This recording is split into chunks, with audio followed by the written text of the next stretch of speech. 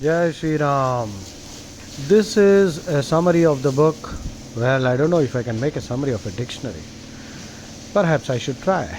The Concise Sanskrit English Dictionary by Vasudev Govind Apte. This is published by Motilal Banarsi Das Publishers Private Limited, Delhi. The book is 295 rupees only. And on the back cover, I'm just reading out what is written there. This is the Concise Sanskrit English Dictionary compiled by Vasudev Govind Apte. There are in existence, no doubt, excellent Sanskrit English dictionaries compiled by eminent scholars like Monia Williams, H. Wilson, V.S. Apte, and L.R. Vaidya, but their bulkiness and cost prohibit a large number of users from enjoying an advantage so necessary in their study of Sanskrit. There is therefore a crying need for one which supplies everything required by an average reader and which is at the same time characterized by brevity and cheapness. And the present compilation is intended to serve this purpose. The word cheapness is jarring there. Brevity and cost. Well, anyway, the present compilation is intended to serve this purpose. The author in this handy work has kept out Sanskrit words which are less commonly used and has tried to avoid all technicalities as well as words which can easily be seen as simple derivatives of some given words. Thus, he has been able to reduce the bulk of the dictionary without compromising its usefulness.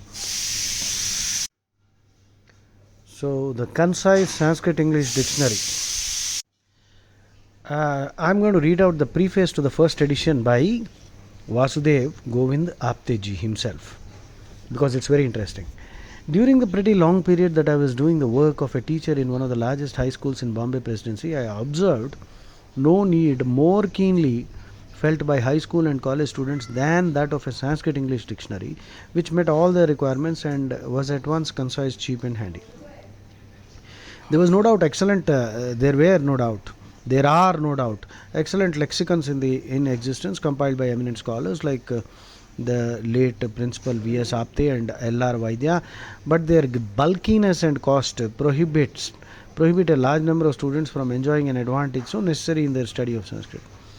Besides the long explanations and exhaustive meanings of words, intermixed with quotations from standard works in Sanskrit literature, which form the chief merit of the two scholarly and invaluable works also above referred to, they embarrass rather than help the students who have limited intelligence and time at their disposal. Okay, there is therefore a crying need of a dictionary which supplies everything required by an ordinary student of Sanskrit in his school and college career, and which is at the same time characterized by brevity and cheapness. Okay, being inexpensive. Okay, these considerations form my apology for ushering into existence the present compilation, which it is hoped will serve the purpose for which it is intended.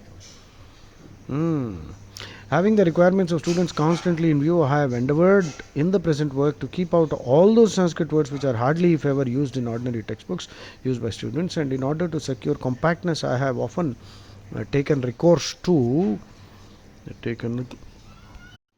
eschewing all the technicalities as well as words which even an ordinary intelligence and common sense told every student to be simple derivatives of some given word. Thus, I have endeavored to reduce the bulk of the dictionary without compromising its usefulness to students. I can lay no pretensions to originality in the compilation of this work, nor can I claim by any manner or means immunity from mistakes either of matter or of printing. Wonderful. I am indeed fully conscious of the several errors that have surreptitiously crept in, both in compilation and printing. Nonetheless, I venture to give this book into the hands of my young friends with full confidence that in spite of all its shortcomings, it will serve to some extent to lighten their labors and to guide them along the path of the study of Sanskrit literature. I cannot conclude this preface without acknowledging my indebtedness to the authors of works upon which I have freely drawn in the compilation of this dictionary.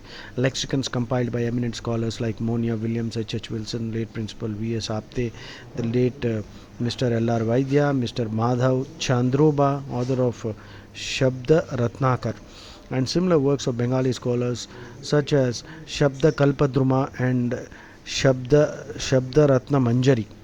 have rendered me invaluable help for which I cannot be too thankful to their authors. Pune City, 23rd June 1912. V.G. Apte. Okay, wonderful, isn't it? From Ansal. Ansal means strong. In Sanskrit, Ansal means a person who is very strong. Ansakuta is the bull's hump. Ansakuta.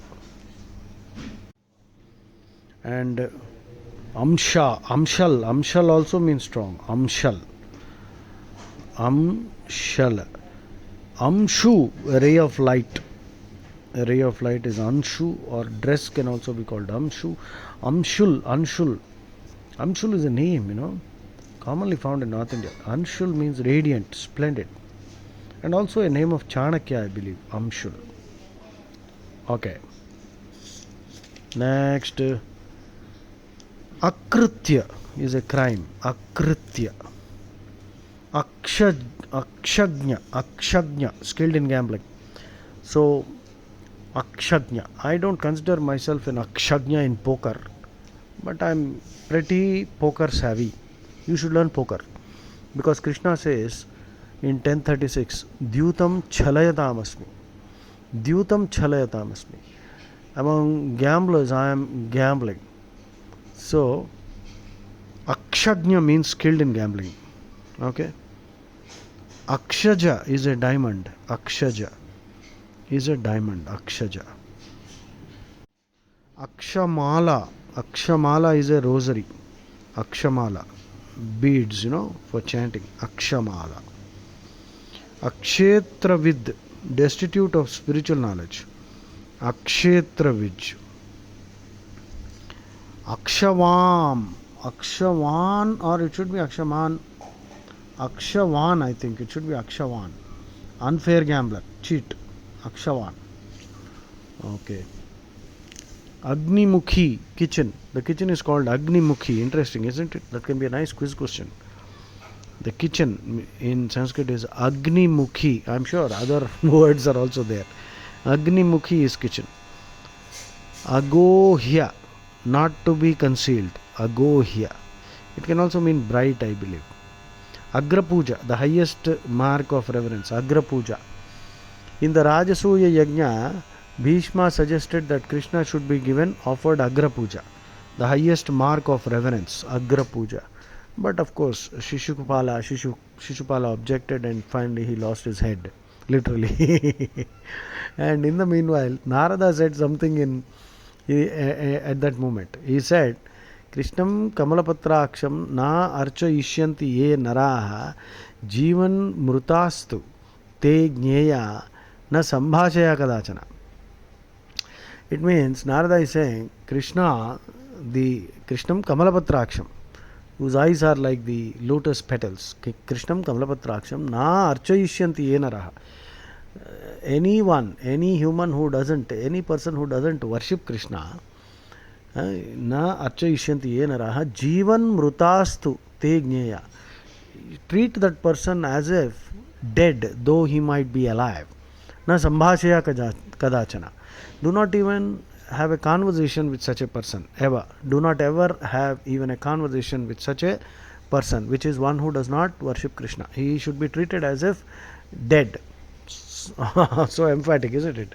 So I'm just recollecting from my mind. Listen again carefully. Krishnam Kamalapatraksham na archayishyanti ye naraha jivan mrutastu tadjneya na sambhashaya kadachana. Wonderful. Okay, Agrahara is a royal donation of lands to Brahmins. Agraharam. Right? We know that already. So let us see some more words. Achala means the earth. Achandi, a tractable cow. Ajagara is a large serpent like a python that can swallow a goat. Ajagara. In Urdu they say Asgar, which is again a python. See, they have Urdu, Arabic, I think they have borrowed this word. Ajara means undecaying, a god, Ajara. Ajarya, friendship. Friendship is Ajarya. Okay, let's see some more. Atikrama. To step beyond, to exceed, to neglect, to overcome, to lose. Atikrama. Atikrama can also mean breach of decorum or duty, trespassing. Atikrama. Anakadundubhi. Anakadundubhi is the name of Vasudeva, father of Krishna. I don't know. Dundubi, I think, is a drum. Anakadundubi. That means the sound of an eternal drum. Well, interesting. I don't know why he was given this name. We will delve into that later. Anakadundubhi is the name of Vasudeva, the father of Krishna. Anadhyaya, holiday. In Sanskrit, for holiday the word is Anadhyaya. Anadhyaya, holiday. Anadhyaya, holiday. Interesting. Anusthana, a course of proceeding, performance of a religious practice. Anusthana means performing a religious practice. Antardasha. Antardasha, the time when a particular planet exercises its influence over the destiny of man. Antardasha is the time when a planet is exercising its influence on us. That is Antardasha. Okay, what next? Let's see. Apavada. Apavada can mean a scandal, refutation, exception. But I think it's often used as a disgrace. Apavada. Apavadam. Apoha. Apoha. Removal of doubt by means of reasoning, negative reasoning. Apoha means negative reasoning. We often use it to imply a baseless belief, a false belief. So apoha actually means negative reasoning. Well, that comes to close to baseless belief, and removal of doubt by means of reasoning. Okay. Apohana, reasoning faculty. Apohana, reasoning faculty. Apaurusheya, that is the Vedas, not being of human origin. Not of human origin. Abhishekam is coronation or consecration by sprinkling holy water. Consecration by sprinkling Ganga water. Abhisheka. Consecration involving sprinkling of water. Aranyaraj. Aranyaraj is the lion or the tiger. Aranyaraj. Aranya Rudita. Aranya Rudita. Crying in the wilderness. Idiomatic, I think. It means that there's no use. Nobody is going to listen to you. Aranya Rudita. Or Aranya Rodana is also, I heard that. Aranya Rodana. Alankara, an ornament or a figure of speech, metaphors. Alankara. Avadhirana, Avadhirana, Avadhirana, disrespect. Avadhirana, disrespect. Avadhirana, disrespect. Avadharana, determination, affirmation. Avadharana is determination or affirmation. Avaloma, favorable. Avaloma, favorable. Avasha is helpless. Avasha. Avashesha, remainder. Avasha, helpless. Avashesha, remainder. Remainder. Asamanjasa. Asamanjasa, nonsensical. Asamanjasamuga unnadi. I think nonsensical. Asamanjasa, unbecoming, improper and nonsensical. Asamanjasa means nonsensical. Asmita. Asmita is egotism. Well, asmita is the feeling of ahankara, I-ness, egotism. Okay, fine. Aham bhadra is self-conceit. Aham bhava is conceit. Aham bhavam, egotism. Aham bhavam. Akanksha. Akanksha is a wish. It can also mean inquiry. Akanksha can mean a detailed investigation, inquiry. Akanksha can mean wish. I think it is more often used with the meaning wish. Akanksha, wish. Akasha. Akasha is a touchstone. A touchstone is a test to check the purity of gold. In Sanskrit it is called Akasha. Akasha. Akasha. Sorry, not Akasha. Akasha. Kasauti, I think, is the word in Hindi. Kasauti. Geetura in Telugu. Acharyani. Acharyani is the wife of the spiritual preceptor. Acharyani. Atatayinaha. Desperado. Desperado. A desperado is a armed and dangerous fugitive. A desperado is a violent fugitive who is armed and dangerous. Atatainaha. This word appears in the Bhagavad Gita, first chapter, Arjuna Vishada Yoga, where Arjuna says that these fellows are atatainas. Actually, the Veda says atatainas can be put to death. Atataina loosely would mean a terrorist.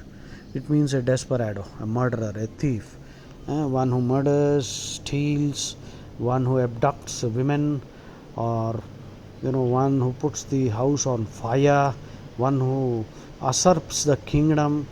All these are atataina who can be put to death. So atatainaha, desperado. Atmarama. Atmaram means seeking spiritual knowledge. One who seeks spiritual knowledge is called Atmaram. But we have become Indriyarama. Indriyaram, that means we seek sense pleasures. Indriyaram. Hey Indriyaram, when will you become Atmaram? Okay. Abhyudaika. Auspicious, important. Abhyudaika. Ayasa. Ayasa can mean effort, it can also mean fatigue. Arghya. Arghya is wild honey. Arghya. Arghya is used in puja, no? Arghya means wild honey. Asannakala. Asannakala. Hour of death. Time of death is asannakala. Asannakala means time of death. Ahlada, joy. Ahladana, gladdening, joy, delight. Ahladana Shakti, that is what some people like to call Radha. Radha is the Ahladana Shakti of Krishna. Okay. So that is roughly some words from A, which I thought will be useful for us. Okay. And I think you should buy a copy of this, the Concise Sanskrit English Dictionary by Vasudev Govind Apte, published by Motilal Banarsidass Publishers. Please get yourself a copy.